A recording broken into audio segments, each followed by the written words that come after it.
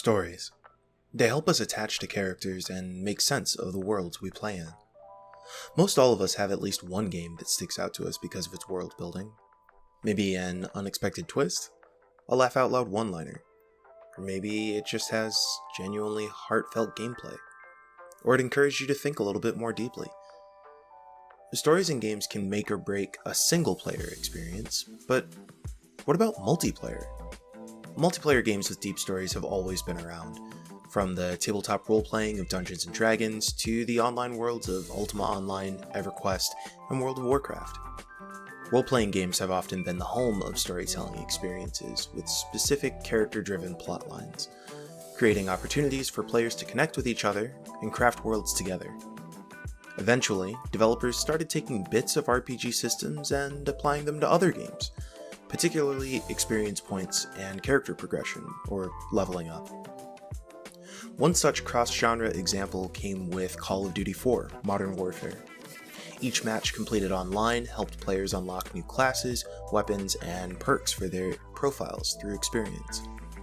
Combined with the game's popularity on both PC and consoles, this created a ripple through the industry where many other AAA games would take on, quote, RPG elements. So, with so many other parts of RPGs being integrated into more competitive mainstream genres, it was just a matter of time before storytelling did too. Some games, for example Max Payne 3, eventually wove mini plotlines into their competitive multiplayer. Each match divided players into teams with roles and backstories, and subsequent rounds were shaped by which team won the round prior. Today, some of the most successful online games across all genres tie stories into their game universes, even when that gameplay has no connection to the story. Titles like League of Legends, Fortnite, and Overwatch hook players to their game worlds with evolving stories, characters, and emotional beats. Stories link us to each other and to the events of our world, help us find meaning and substance. Plot is another way to tie players to their experiences, creating more chances for games to deliver tools to tackle the world outside the game space too. But games, like other forms of media, can encounter pitfalls along the way. What happens when gameplay doesn't match the energy or morals of the stories being told? Who are the subjects of the stories being told, and who gets to write them? And with digital influencers, augmented reality gaming, and more on the rise, how do we handle the increasingly blurry line between our virtual worlds and our physical ones? Today, we'll talk about how games got here, and where they might go next. All right. Hi, everybody. Welcome to the second episode of How Games Got Here. Today, we are going to be talking about game narratives in the multiplayer space and how things sort of got to where they are right now and what is sort of implied by the trends that we're seeing today. So this is Josh's topic. So the plan is for today for me to kind of feed Josh some questions that kind of came to mind as I was listening to the prompt. And what occurs to me is that this topic, like so many topics, is highly personal and contextual, right? Like not every single one of us has played every game under the sun. That would be impossible. So I thought it would make sense for us to first start with understanding your path into games. Like, how did you start playing games? What did you start playing? What were the things that sort of like stood out to you? What does the literacy of Josh Boykin look like? What is the canon by which you experience video games? Yeah, so I would say that my big narrative story plot-based matriculation into games starts with the sort of Super Nintendo, the 16-bit era. The first game that really sunk into me how much storytelling could do for a video game was Final Fantasy IV, but Final Fantasy II as we got it over here in the States. Right. And the ability to dive into a long form narrative that was complemented by, gameplay systems. And we actually, for Intelligame, went back and played Final Fantasy IV just recently, just a few months ago. And it's just like any book that you might encounter, there are different ways that plots and ideas are relevant today in ways that they weren't in the past, and of course, vice versa. So, I think basically from there on forward, that was where I started doing a lot of sort of my diving into what it meant to tell stories in games and the ways that those stories being told in games could affect people. I also, though, was, going through college and like many other folks was, Call of Duty was a big deal. Halo was a big deal. Super Smash Brothers, big deal. And so there are these ways that games create shared community spaces, shared language, and a system of interaction between us, a certain set of individuals, right? It's not the same as going to a house party and just everybody's, socializing in whatever way. There's you when you're playing, you sit down at Super Smash Brothers and you're like, am I going to play my main? And then if I get embarrassed by this person, am I, is it gonna, right, or do I play my secondary character so that if I get, the floor mopped with me, I don't feel that bad about it? Or if I do the mopping, then I have that additional superiority and I didn't even anyway, the point of the story is there are all sorts of ways that we create narratives around the experiences that we dive into. And those narratives, I think, are really key to the ways that we experience the world outside of the game space. And so whether it is a competitive multiplayer game or a RPG or a systems-based roguelike, whatever it is, I'm pretty consistently thinking of what are the narrative themes that are taking place? What are the ideas that I can pull out of here and transpose into somewhere else? Okay.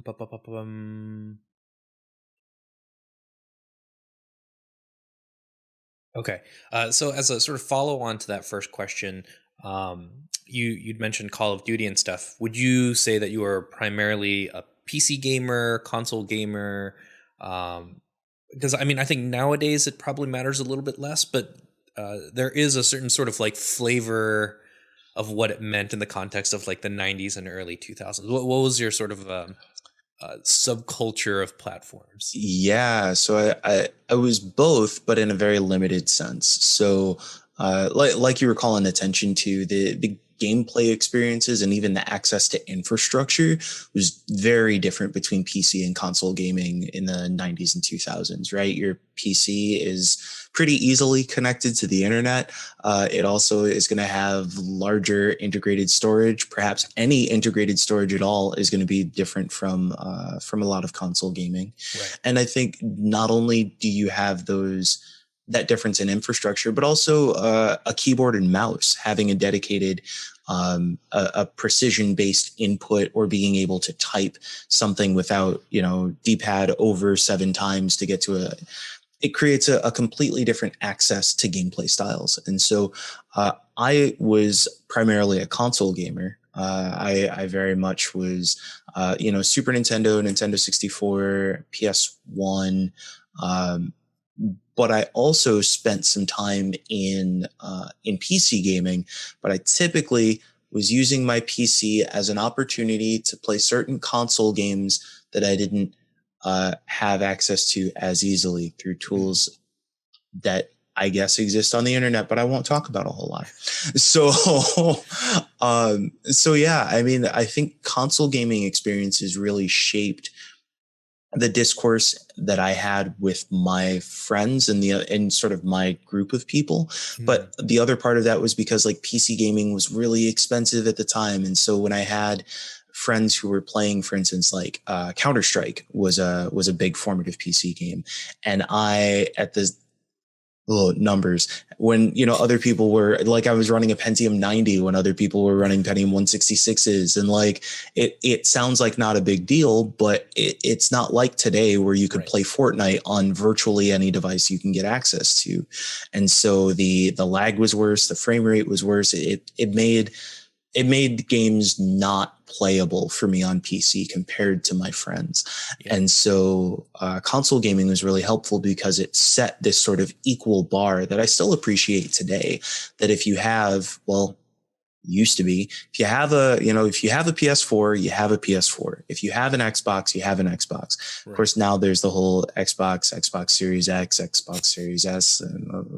But the point of this, the point is that, there's an established platform that everybody can work from, which I think is also a little bit of the principle on how iOS works and is able to create gaming experiences that perhaps are a little bit more consistent and a little bit more, until Apple decides to, change their whatever. We understand that I was very much was a console gaming shaped my perspective, and I still have an appreciation for the standards that console gaming set, even though I'm primarily a PC gamer now.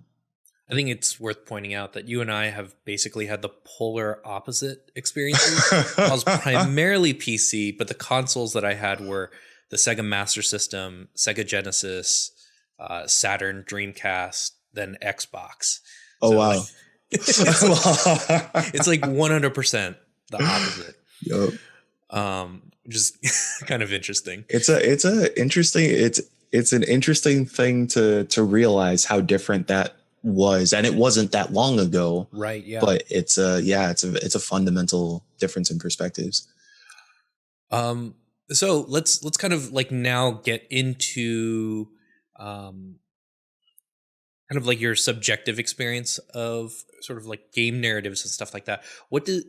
What stands out in your mind as you kind of talked about Final Fantasy 4/2 being this sort of like formative moment that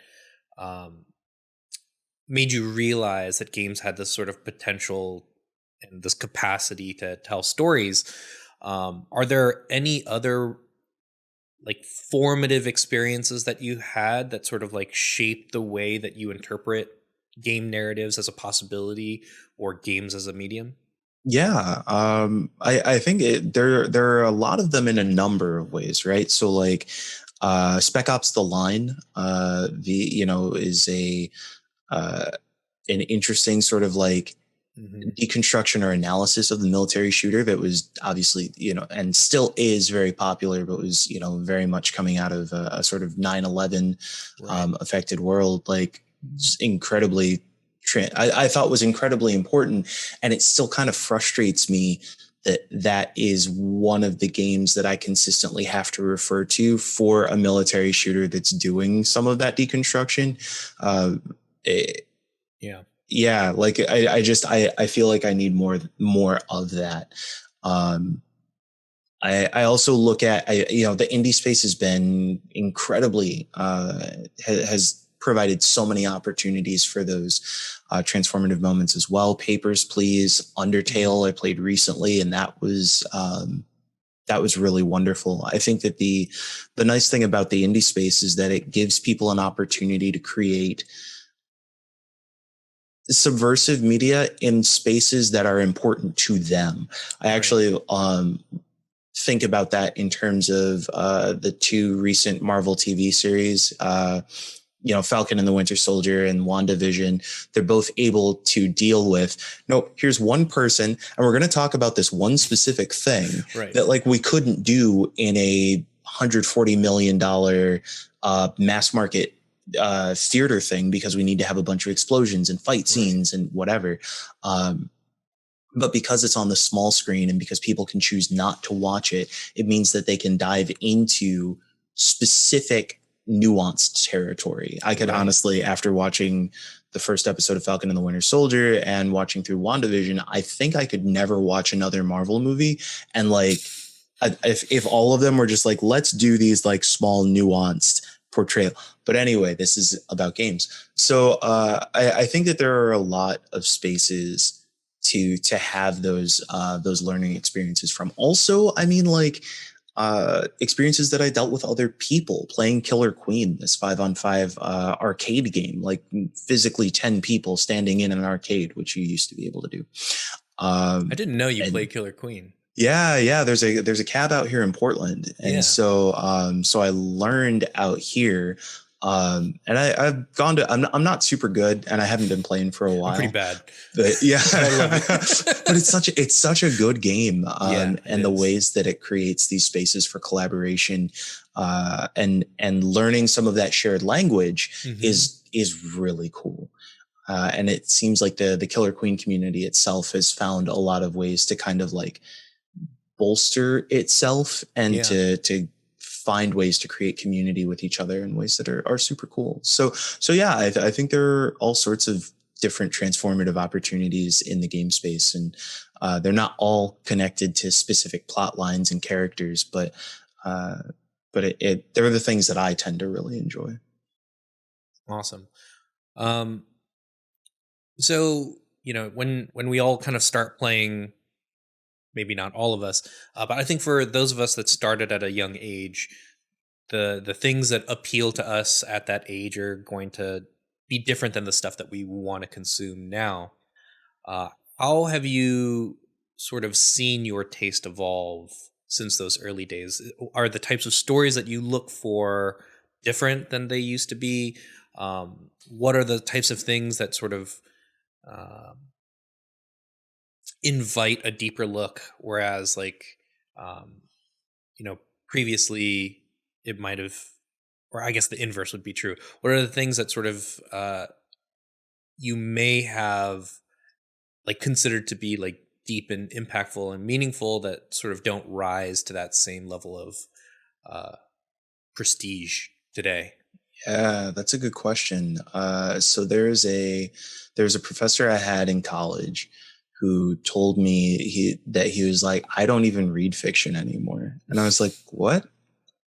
And he's like, well, there's so many interesting stories about real people that like, why would I spend my time reading these stories about people that don't exist? And it's a perspective. It's a perspective I don't align with, but I understand that concept of he probably read fiction at one point in time and then decided not to when his interests shifted. And I've had some of that similar experience where it used to feel like, oh yeah, I'll play anything for a story. And now I don't have 60 hours to throw into a random JRPG, right? There are also other games that I'm finding now where I would say, well, let me play this game and I'll analyze sort of the systems and the mechanics and come up with sort of what are the narratives present here and talk about them. But I find myself actually really repulsed is a strong word, but it is very easy for me to sort of be like, oh, are you not trying to tell me anything? Then I don't need to stay here.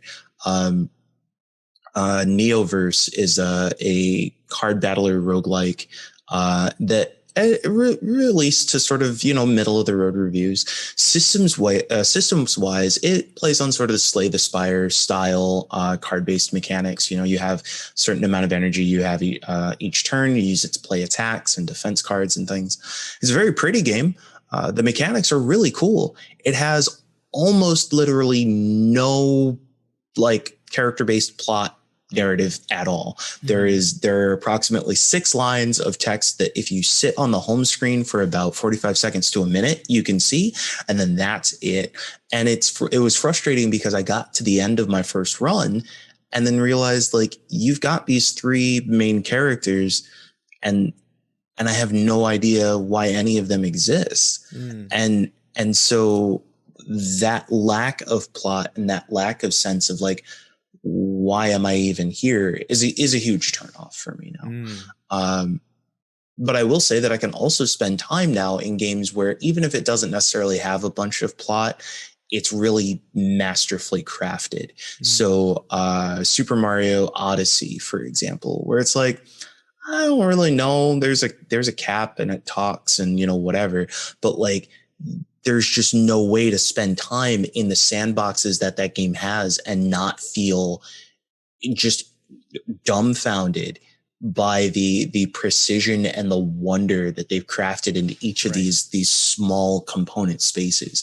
And so, maybe that's it. It's not necessary. I have gotten less, let me just find any story that somebody's willing to tell, and more, I need experiences with passion. And like, if it is a phenomenal experience of whatever the thing is, cool. But if it looks like it's just kind of there, it doesn't hit for me anymore. Yeah.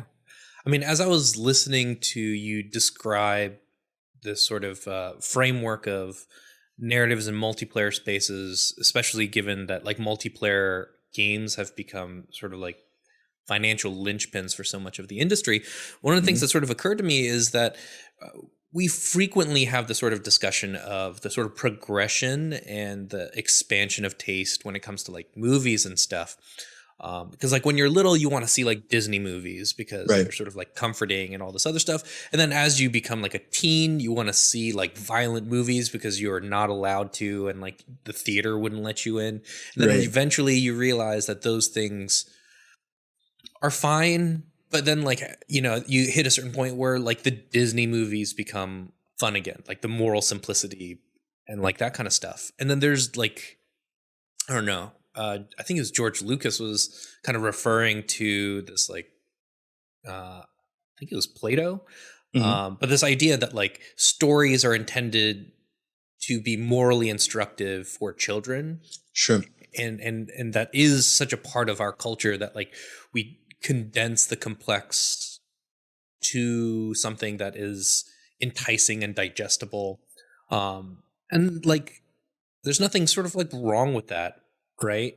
And maybe what's at play on top of all of this other stuff is the fact that like what we have is a lot of people at various points in their lives on this sort of journey of figuring out the type of media that they want to consume, what's meaningful to them right now, and asking the question, like, what does your own desires as a consumer bring to the table of the experience of the narratives that you know, sort of play through in your games?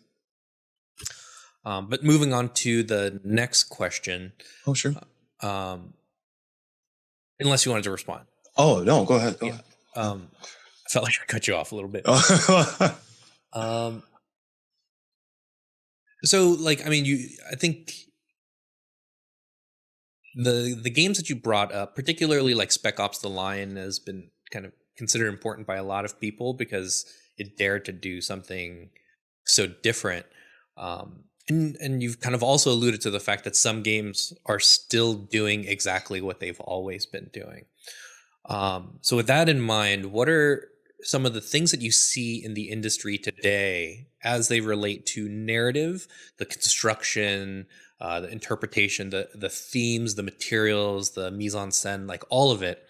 What are the things that you see in the treatment, the production, and the consumption of narratives and games that you think is problematic, or just kind of like suboptimal? Sure. It's interesting. I think the first example that comes to mind is an example that I can't fully speak to yet because I'd love to be wrong.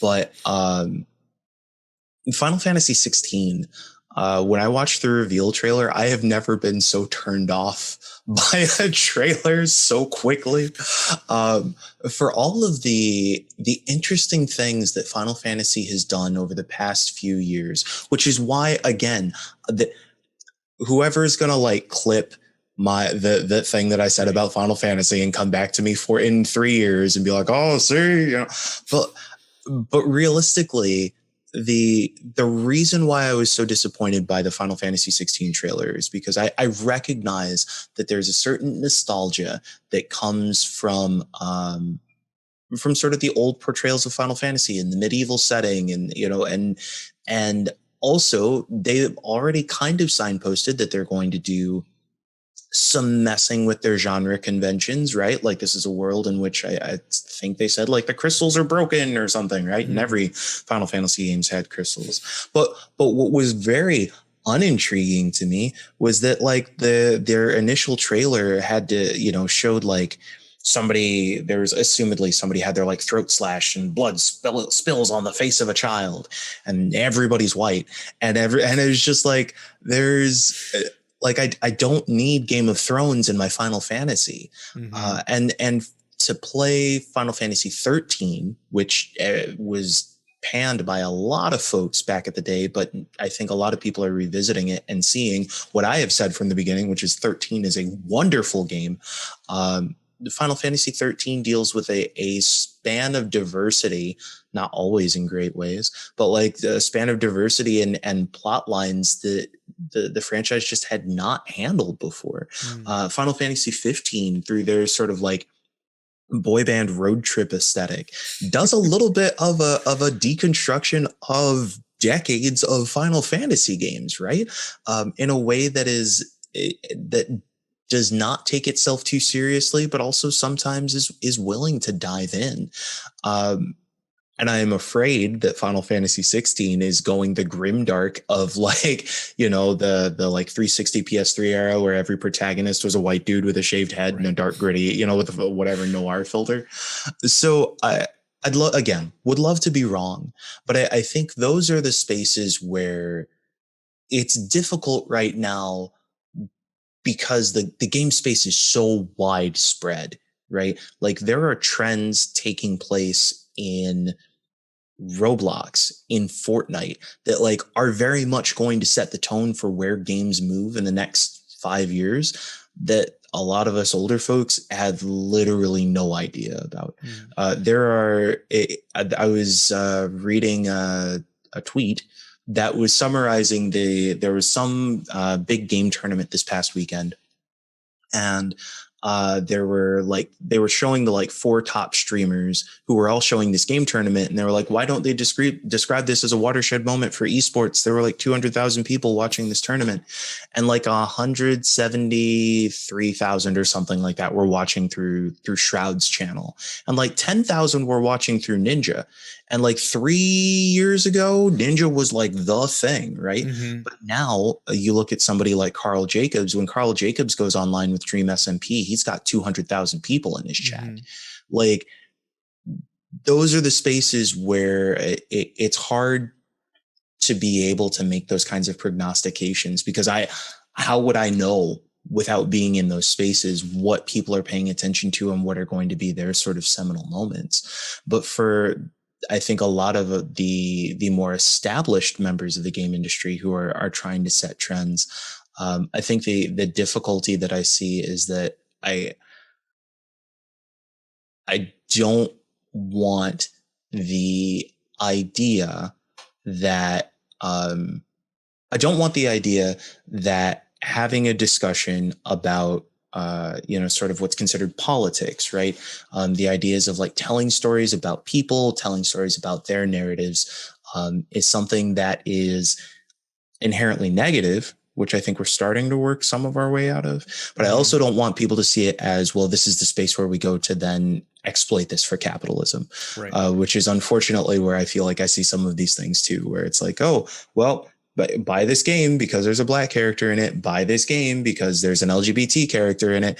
And like, I've done that. I've been like, oh, there's a black character. Let's throw some money on it. And then I'm like, oh, wow, that was not, that wasn't great. I mean, in that vein, let me kind of pose a follow-up question. Like, how do you personally sort of negotiate this sort of balancing act, or the sort of tug of war that's happening, where you've got some people in one camp saying that video games should be sort of like free to be held to this standard of entertainment, distraction. It should be allowed to be fun for fun's sake.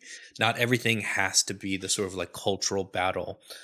Versus the people that kind of like look at it and say that it's like, no, this is very clearly the domain of art and expression and media, and the long-standing tradition of like criticism is important to improve the quality of the work of the space. Like, where do you sort of fall on that sort of debate? Yeah, I think there are two things that I often think of in a situation such as this. Chip and Dan Heath have a book called Decisive. And though I don't remember every word and probably don't remember most of them, one of the situations that they brought up, and it's a book about how to more easily make decisions. They say that if you are looking at a situation as a binary, you're likely not using the right frame. That like there are we frequently use this so we need we use these heuristics, these shortcuts to be able to figure out how to handle a situation and to create guidelines for the future. And so, this, I think so frequently we get caught in this discussion of like, is it a game or is it art? Right. And it's like, well, I mean, both and also neither, where's the spectrum in which these exist? And it sounds like a cop out answer, but it's the only answer I can really stand by, because I've spent over 300 hours playing Destiny 2, and only probably in the last 20 hours have I paid any attention to that game's plot. So like, I can look at again, could dedicate an entire other episode to like Destiny 2 and the ways that it's making decisions now to invest in its narrative and storytelling that I think are really positive that it maybe didn't do through a lot of the rest of it. But it is the recognition that for some experiences, even when two people play the same game, they can be looking at it from completely different modes and getting completely different experiences. That I've got friends who have been diehard Destiny players and know every piece of lore, have done all the deep diving, and they're like, this is an amazing story rich game. And I was like, well, it was a shooting gallery I hung out with my friends in for a while. Like, and they're both the same game. We're both working from the same framework, and we both are well-intentioned trying to talk about our own experiences, but we come to radically different conclusions. And so I basically, what I do is make space for both of those to exist, but recognize that because both of those things exist, both of those needs have to be met. And so like, if it's a game, it's got to be a good game to tell a good story. But also, if it's going to tell a story, it needs to tell a story involving the right people, from a lens of experience, and understanding that story is going to influence the way other people perceive not just that game, but the world around them after they play it. So long answer to a short question. I mean, I think it's important to have that discussion, right? Because I think particularly when it comes to this idea of criticism, it's because it tends to focus on flaws as opposed to appreciation, which kind of like focuses on like the successes and virtues and deeper study and all this stuff. It's at face value, it probably looks a lot like trying to take something down. And I think that's probably where a lot of the sort of heartburn is on the discourse that's happening online when we're talking about games, is this sort of lack of understanding that the purpose of criticism is to like dissect something and appreciate it at a different level and improve the form, right? Like criticism isn't just a thing that is the domain of like arts, right? Art school typically has like criticism as one of the kind of like core pedagogical approaches to making artists. But like there's criticism in the military when you get an evaluation. Any job evaluation is criticism. When you get feedback from your parents because you made a mistake, that's also criticism. When you tell your friend not to do something stupid, that's criticism, right? And the sort of idea that criticism, even something that focuses on the negative, inherently has the purpose of like destruction, I think is limiting, right? Because it really is a window into kind of exercising empathy from an external perspective. Like you're trying to put yourself in a place and kind of bring someone else into your place so that this the sort of subtleties, the nuance can be exchanged, right? But yeah, like that's a whole nother thing because of other stuff that I'm like watching and hyper focused on right now. See, it's how it works. You just like, you get to a thing and you're like, that is now the frame through which I shape everything. Okay, so I think that the natural sort of like segue here is we've sort of talked about the things that are sort of like not so great. What are the sort of like trends, the advances, the watershed moments that kind of like mark things that you think are headed either in a positive direction or at least allude to the possibility of progress. Sure. I think there are places creating progress in a bunch of different spaces in ways that are exciting. I love every time I see a mobile game that's just like a text-based choose your own adventure style game or whatever, and it's got like 1 million downloads, right? Because we in the sort of like enthusiast or like, in this more sort of like high-end game space, imagine that everything needs to have a $60 or $70 tag, super high end graphics or whatever. But there's obviously a market of people out there hungry for game experiences that are just really strong stories. There are romance games right now on mobile are huge. And to classify them as they're important because they're money makers is to unfortunately, give the discussion over to Mr. Capitalism. Right. But actually, no, I do think it's fair to call it Mr. Capitalism because there's so many different ways that like patriarchy and whatnot are also part of the problem. But anyway, the thing that's exciting is that you recognize that there are people who are looking for these kinds of gameplay experiences, looking for narrative, looking for plots and storytelling, and are willing to dive into it in a space that feels comfortable for them. And mobile gaming oftentimes is. Mobile gaming is I love mobile gaming as a concept in general because it's a space that anybody can access. I love that in sort of what we might consider more conventional game spaces, there are more nuanced stories being told in both the indie game space and the AAA space. We can see where like even The Last of Us Part 2 will revolve around Ellie and tell these more nuanced character focused stories.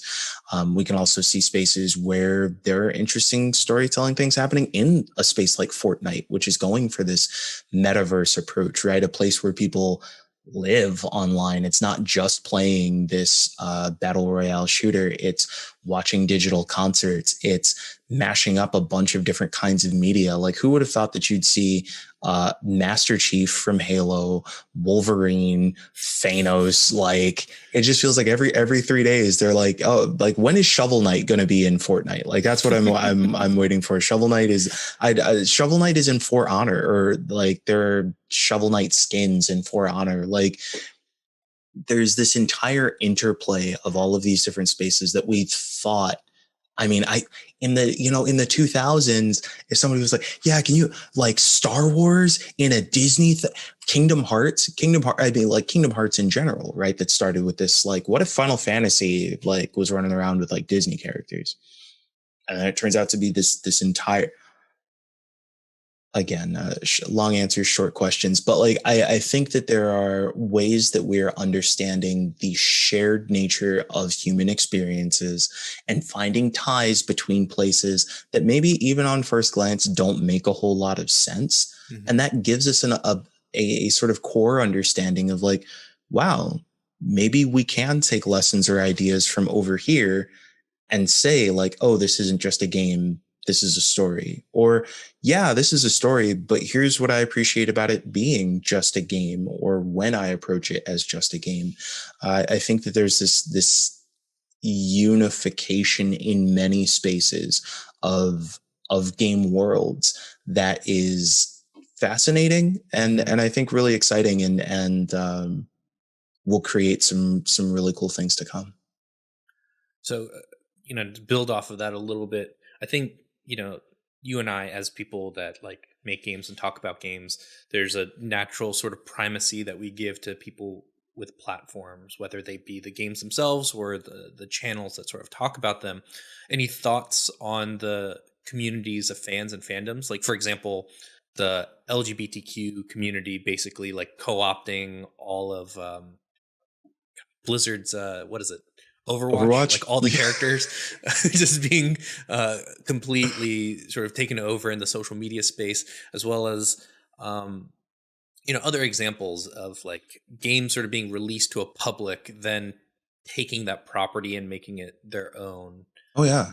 Yeah. I mean, I think so much of this interplay between these games and these systems is specifically because of fandom, right? Like these when I was talking about like in the 2000s, who would have imagined, like, frankly, fans were imagining, like, that was the reason that's the kind of stuff that's like, that's why fan fiction exists, right? Is because these are the ways that people were like, well, this isn't going to happen, so I'm going to make it happen instead.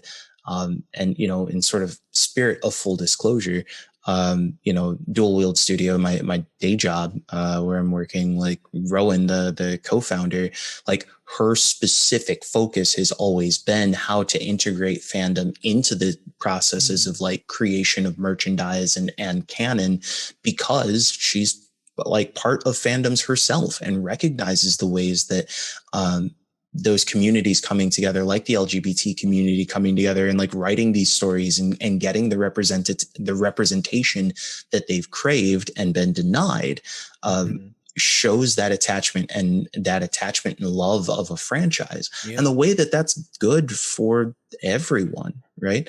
And so I very much attribute these changes to the sort of democratization of media that has come, as sort of, I guess, Web 2.0, as they used to call it. I don't know if there's a Web 3.0 now, but like, as we have more of this like user generated content, the opportunity for fans to be this sort of vital part of the success or failure, of even an evaluation of a franchise.